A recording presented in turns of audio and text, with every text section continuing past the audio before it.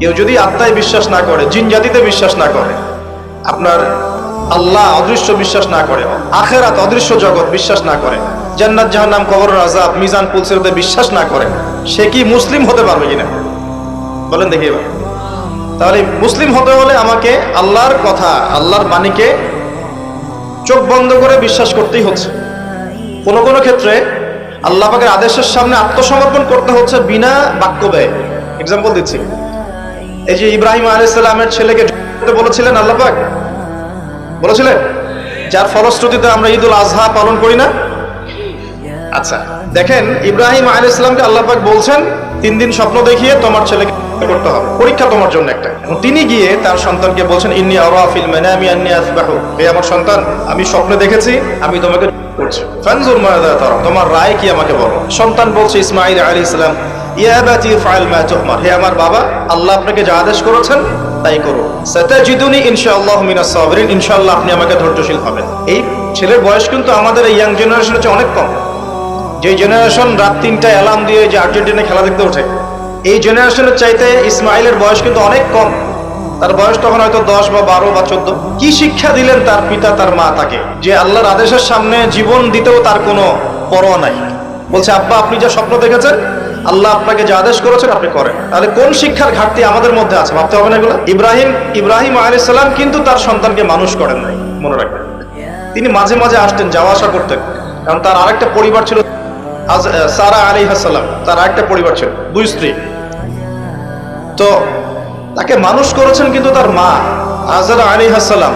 কোন মা? যেই মাকে ইব্রাহিম রেখে আসছেন কাবা ঘরে, মনে আছে? খাবারও ছিল না, পানিও ছিল না। তিনি বলছেন, আপনি কেন রেখে যাচ্ছেন ইব্রাহিম আলাইহিস সালাম বলেন, আল্লাহর হুকুমে। এখন এই মা বলছেন যে যদি আপনি আল্লাহর হুকুমে আমাকে রেখে যান, আমাদেরকে রেখে যান, ইনশাআল্লাহ আল্লাহ পাক আমাদেরকে ফেলে দিবেন না। তো এই মায়ের গর্ভ থেকে ইসমাইল হবে না তো কি আমাদের মা বোনদের গর্ভ থেকে ইসমাইল হবে? আমাদের মা বোনরা এখন কি করে?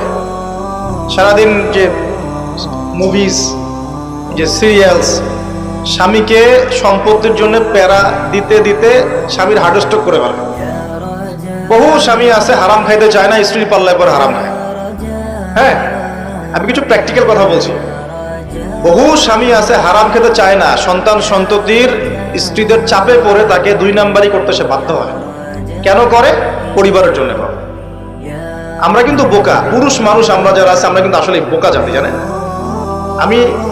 আমার বয়স অনেক কম যদিও আপনাদের চাইতে, তবে আমি কিছু বিষয় ফিল করেছি আমার লাইফে, যেটা আমি মনে করি আলহামদুলিল্লাহ আল্লাহ পাক আমাকে নিয়ামত দিয়েছে। যেমন আমি ফিল করেছি আমার লাইফে যে মানুষের আল্লাহ ছাড়া আপন বলতে কেউ নাই, এটা আমি ফিল করেছি। আল্লাহ পাক ছাড়া একজন মানুষের সত্তাগত আপন, আপনার সত্তা আত্মাগত আপন বলতে আসলে কেউ নাই। যারা আছে আমাদের আশপাশে সবাই সবার স্বার্থে থাকে, সবাই সবার প্রয়োজনে থাকে। প্রয়োজন শেষ হলে আপনাকে চিনবেও না অনেকে। আপনি আমি যখন ইন্তেকাল করব, এমন হবে 40 দিন পর কেউ আমাদের কবর জিয়ারত করবে কিনা সন্দেহ আছে। এগুলো বাস্তবতা। আর আমরা বোকা কেন জানেন? আমরা এই দুনিয়ার মানুষদের স্বার্থেই, আমার আশপাশের মানুষগুলোর স্বার্থেই সারা জীবন আল্লাহর বিরুদ্ধে চলি, আরাম খাই, সুদ খাই, ঘুষ খাই, দুর্নীতি করে ওদের মুখে হাসি ফোটানোর জন্য। যেই মানুষগুলো আমাকেই চিনবে না পরকালে, দুনিয়াতেই মারা গেলে আমাকে চিনবে না, তো সেই মানুষগুলোর জন্য আমি আল্লাহর বিরুদ্ধে চলে যাই। আমরা বোকা না? আর দেখবেন যেসব পুরুষের সৎ থাকতে চায় তারা শেষ বয়সে খুব একা হয়ে পড়ে। খেয়াল করে দেখেন, যে পুরুষটা সৎ থাকতে চায় শেষ বয়সে গিয়ে দেখবেন তারা খুব একাকিত্বে ভুগছে। এখন একটা কমন সমস্যা, এটা অনেক প্রবীণ মানুষ যারা আছেন তারা কিন্তু একাকিত্বে ভোগেন, খুব একাকিত্বে ভোগেন। স্ত্রী দেখছে না, সন্তান খোঁজ খবর নিচ্ছে না, বন্ধু বান্ধবরা নাই, হ্যাঁ, বৃদ্ধাশ্রমে গিয়ে পড়ে আছে। পরিবার বলতে এখন পুরুষ নির্যাতন বেড়েছে আর কি। হ্যাঁ, কথা একটু ভিতর থেকে বোঝার চেষ্টা করবেন। হ্যাঁ, নারী নির্যাতন তো আছেই। আমরা জানি এমন দুশ্চরিত্রের লম্পট অনেক পুরুষ আছে সমাজে, যৌতুকের জন্য মেয়েদেরকে চাপ দেয়, স্ত্রীদেরকে চাপ দেয়, তাই না? শারীরিক মানসিক নির্যাতন করে না? মেয়েদের প্রতিও চরম নির্যাতন হয়, কিন্তু পুরুষদের উপরেও কিন্তু দিন দিন নির্যাতন বাড়ছে। আমরা কিন্তু এই সেন্সে বোকা হয়ে গেছি। চালাক হব কখন? যখন আমরা আমাদের দুনিয়ার প্রতিটা কাজ আল্লাহর সন্তুষ্টির জন্য করব। দুনিয়ার প্রতিটা কাজ যদি আমরা আল্লাহর সন্তুষ্টির জন্য করি, তাহলে আমরা কারো ব্যবহারে কথায় কষ্ট পাবো না ইনশাআল্লাহ। কারণ আমাদের সালাত, ইন্না সালাতি ওয়া নুসুকি মাহইয়ায়া ওয়া মামাতি, আমাদের সালাত সব স্যাক্রিফাইস, জীবন মৃত্যু কার জন্য? আল্লাহর জন্য। আল্লাহর কাছে আমার এক্সপেকটেশন থাকবে যে আল্লাহর কাছে আমি চাই, কোনো মানুষের কাছে কোনো এক্সপেকটেশন নাই, তখন আপনি কষ্ট পাবেন না। জীবনে সুখে থাকার ফিলোসফি অফ হ্যাপিনেস হচ্ছে এটা। জীবনে সুখে থাকার, সুখী হওয়ার, এই দুনিয়ার জীবনে সুখী হওয়ার ফিলোসফি হচ্ছে আল্লাহ ছাড়া কারোর কাছে আশা করেন এবং আল্লাহ ছাড়া অন্য কারোর জন্য কোনো কিছু করতে চান না, আল্লাহকে সন্তুষ্ট করার জন্য করতে চান। ইনশাআল্লাহ আল্লাহ পাক আপনাকে সবকিছুই দিবে ইনশাআল্লাহ। সম্মান, মর্যাদা, প্রতিপত্তি, মানুষের ভালোবাসা সবই পাবেন যদি আপনি আল্লাহর হয়ে যান। আমি একটু ভিতরে চলে আসছি আর কি, বাইরে আসে আবার আসেন। তো এই যে কুরসির কথা বলছিলাম, আয়াতুল কুরসি কেন তেলাওয়াত করবেন? কারণ রাত্রেবেলা একজন মালাক বা ফেরেশতা আপনাকে পাহারা দিবে ইনশাআল্লাহ। আর পশ্চিমাদের দর্শন বলে দিলাম, ওরা কিন্তু এই অদৃশ্যের জগতে বিশ্বাস করে না। এই কারণে আমরা যারা অদৃশ্যের জগতে বিশ্বাস করি, আমাদেরকে এইসব সাম্প্রদায়িক শব্দ দিয়ে তারা সারা বিশ্বের বুকে আন্ডারএস্টিমেট করার চেষ্টা করেছে। এগুলো ধরতে হবে এগুলা। সামনে আসেন। এখন কুরসির পরে কি আছে? এই কুরসির উপরে আছে একটা মহাসাগর। কি আছে? মহাসাগর। নাসা কি বলেছে এখন পর্যন্ত? এই জন্য আমরা কেউ বিশ্বাস করি না। কালকেই যদি দেখবেন নাসা বলে দেয় হ্যাঁ একটা মহাসাগরের সন্ধান পাওয়া গেছে, পৃথিবী থেকে লক্ষ কোটি আলোকবর্ষ দূরে, নাম দিয়ে দিল যে পয়েন্ট FM0000mm2, একটা নাম দিয়ে দিল। ওরা তো এরকম নাম দেয় আর কি, তাই না?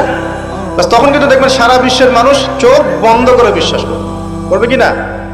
আমরা কিন্তু আল্লাহর প্রতি চোখ বন্ধ করে বিশ্বাসের জায়গায় এই পশ্চিমাদের উপর এখন চোখ বন্ধ করে বিশ্বাস করি। কি বুঝেন? এটা কিন্তু শিরক হচ্ছে, এটাও শিরক হচ্ছে। তো একটা কথা মিস করে গেছি, ইব্রাহিম আলাইহিস সালাম করার যে পরীক্ষায় পড়েছিলেন, তখন কিন্তু তিনি প্রশ্ন করেননি আল্লাহকে, আল্লাহ একজন মাসুম বাচ্চাকে কেন করব? এর পিছনে যুক্তি কি, এর পিছনে বিজ্ঞান কি, এর পিছনে দর্শন কি? প্রশ্ন করেছিলেন? তিনি একদম সামি'না ওয়া আতা'না, আল্লাহ পাক আদেশ করেছেন, চোখ বন্ধ করে পালন করতে গিয়েছে। ইব্রাহিম আলাইহিস সালাম অন্ধভাবে আল্লাহর আদেশ মেনে চললেন না? আর ইব্রাহিম আলাইহিস সালাম সবচেয়ে বড় মুসলিম না আমি সবচেয়ে বড় মুসলিম? বলেন, কে এই উম্মার নামকরণ করেছেন মুসলিম? সূরা হজ পড়ে দেখেন, হুয়া সাম্মাকুমুল মুসলিমিন। এই হুয়া মানে কে? মিল্লাতে আবিকুম ইব্রাহিম, ইব্রাহিম আলাইহিস সালামের মিল্লাত, তিনি তোমাদের পিতা, যিনি তোমাদের নামকরণ করেছেন কি? মুসলিম। আর আমাদের আদি পিতা হচ্ছেন আদম আলাইহিস সালাম। যদি আমি একা একা সকালবেলা উঠে ফজরের নামাজের পরে এই মাঠটাকে 10 রাউন্ড দেই, এটা আমার জায়েজ না? না জায়েজ? জায়েজ। এখন আপনারা 10 জন 20 জন দুটো টিম হয়ে গেলেন। আমি তো টুকটাক খেলাধুলার মধ্যে ছিলাম, টিম হয়ে গেলেন, এখন আপনারা খেলছেন ফুটবল, 1 ঘন্টা আধা ঘন্টা খেলবেন, জায়েজ না? না জায়েজ?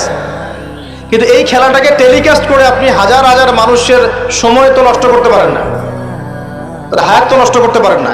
এই খেলাকে কেন্দ্র করে তো জুয়ার আসর বসাতে পারবেন না, এটাকে কেন্দ্র করে আপনি lakh lakh billion billion dollar খরচ করতে পারবেন না তো। অথচ আপনার পাশেই প্রতিবেশী রাষ্ট্র না খেয়ে মারা যায়, আমাদের পাশেই মিডল ইস্টের পাশেই প্রতিবেশী রাষ্ট্র না খেয়ে শিশুরা মারা যাচ্ছে। প্রতিবেশী না খেয়ে থাকে, আমি পেট ভরে খাই, আমি মুমিন নাকি? প্রতিবেশী না খেয়ে থাকে আর আমি পেট ভরে খাই, আমি কি মুমিন নাকি? আর সারা বিশ্ব এই দিকে মানুষকে ফোকাস করে রেখেছে, বিশ্বের একটা অংশ এই দিকে ফোকাস করে রেখে তাদের এজেন্ডাগুলো ঠিকই বাস্তবায়ন করছে না। রমজান মাস আসে, দেখবেন রমজান মাস যখনই আসে দেখবেন যে নির্যাতন বেড়ে যায় উম্মার উপর। যে সময়ে উম্মার ইকোনমিক অবস্থা ভালো না, সামরিক অবস্থায় তাদের মুখাপেক্ষী হয়ে থাকতে হচ্ছে, যে সময় আমাদের ভিতরে পলিটিক্যাল বিরোধগুলো দেখা দিচ্ছে, আমরা ইউনাইটেড হতে পারছি না, যে সময় যুব সমাজরা মাদকে আসক্ত হয়ে আছে, পর্নোগ্রাফিতে আসক্ত হয়ে আছে, দ্বীনের ইলম কালাম অর্জন করছে না, নামাজ ঠিক মতো পড়ছে না, কুরআন তেলাওয়াত করা শিখছে না, যে সময়ে ইভেন আলেম ওলামাদের মধ্যে ঐক্য দেখা যাচ্ছে না, যে সময়ের মধ্যে আমরা পরিবারগুলোর ভাঙন দেখতে পাচ্ছি, আমাদের পরবর্তী প্রজন্ম কোন পরিবেশে বড় হবে সেই নিশ্চয়তা দিতে পারি না। এই সমাজটার পরিবর্তনের দায়িত্ব আমাদের কারো ঘাড়েই নাই। শুধু কি পলিটিশিয়ানদের দায়িত্ব? শুধু কি প্রশাসনেরই দায়িত্ব? আমাদের সবাইকে নাকে তেল দিয়ে ঘুমানোর জন্য পৃথিবীতে আসছে? এই যুব সমাজ তো জানেই না, বোঝেই না ওদেরকে কি কারণে এই পৃথিবীতে পাঠানো হয়েছে। সে যে মুসলিম, তার যে দায়িত্ব কর্তব্য আছে, আল্লাহ পাক যে তাকে সৃষ্টি করেছেন তার ইবাদত করার জন্য এবং আল্লাহর জমিনে দিনটার প্রচার প্রসার ঘটানোর জন্য, তার কোনো ফিকির আছে? একটা পর্দার সামনে দাঁড়িয়ে সে আধা ঘন্টা 1 ঘন্টা 1.5 ঘন্টা সময় নষ্ট করে ফেললো, তার ফিজিক্যাল কোনো উপকারও কিন্তু নাই। আছে? কোন জায়গায় আপনি বাচ্চাকে রেখে যাচ্ছেন চিন্তা করে দেখে দেখবেন। একটা ছোট্ট বাচ্চার ইজ্জতের কোনো গ্যারান্টি পাচ্ছি না আমরা। মানুষ কোন জায়গায় চলে গেছে দেখেন, মাদক অ্যাভেলেবল হয়ে গেছে, দেখে না 5% ছেলেও পাওয়া যাবে না। আর যারা দেখে ভিতর থেকে এরা পশু হয়ে গেছে, এর কাছে একটা বাচ্চাকে দিলেও সে রেপ করে রেখে দিবে। চিন্তা করে দেখেন না, বিগত 50 বছরে ধর্ষণের সংখ্যা বেড়েছে না কমেছে? কি পরিমাণ বেড়েছে, বেড়েছে কি পরিমাণে? পর্নোগ্রাফির পরিমাণটা কি পরিমাণ বাড়ছে, মাদক কি পরিমাণে বেড়েছে। এখন এই দায়িত্ব তো শুধু প্রশাসনের না, শুধু পলিটিশিয়ানদের না, আমাদের সবার দায়িত্ব আছে তো। আমরা যদি যার যার জায়গা থেকে দায়িত্ব পালন করতে আজকে পিছুপা হয়ে যাই, বিশ্বাস করেন আগামী 10-20 বছর পরে আমাদের সন্তান একটা ভয়ঙ্কর বিশ্ব দেখবে আসে, এমন একটা বিশ্ব দেখবে যার দুঃস্বপ্নের মতো কল্পনাই করে নাই। আল্লাহ আমাদেরকে বোঝার তৌফিক দান করুন। আমি হয়তো কিছুটা ইমোশনাল হয়ে বেশি কথা বলে ফেললাম, ভুল ত্রুটি হলে মাফ করবেন।